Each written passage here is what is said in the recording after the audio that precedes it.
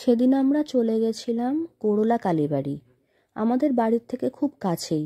সাথে ছিল আমার বয়ফ্রেন্ড, মা এবং দাদু।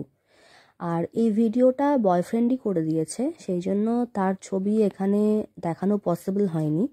দেখো, মা ধূপ দেখাচ্ছে, আমরা সবাই ধূপ দেখাচ্ছি, পুজো করছি। এখানে আমরা একাই ছিলাম, পুরোহিত আমাদের একারই পুজো নিচ্ছিলেন। তো খুব সুন্দর লাগছিল, একদম বাড়ির মন্দিরের মতন পুজো একদম করা হচ্ছিল। পুরোহিত মশাই খুব নিষ্ঠা ভরে পুজো দিচ্ছিলেন। আর দেখো, মায়ের মূর্তিটা এত সুন্দর। আর এই যে দেখো, এবার মনে হয় আমার এখনও মনে হয় বয়ফ্রেন্ডই এই ছবি ভিডিওটা তুলেছেন, ওই জন্যে ওনাকে দেখানো যায়নি। এই যে আমরা বাইরে এসে আবার ফটো ভিডিও শ্যুট করছি।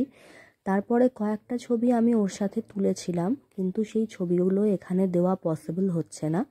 তো চলো নেক্সট টাইম। আর আমার বয়ফ্রেন্ডের সাথে ভিডিও অলরেডি এখানে আপলোড আছে, বকখালিতে ঘুরতে যাওয়ারতে সময় ওই বিচে গিয়ে আমরা যে ভিডিওটা করেছিলাম সেটা তোমরা চেক করতে পারো।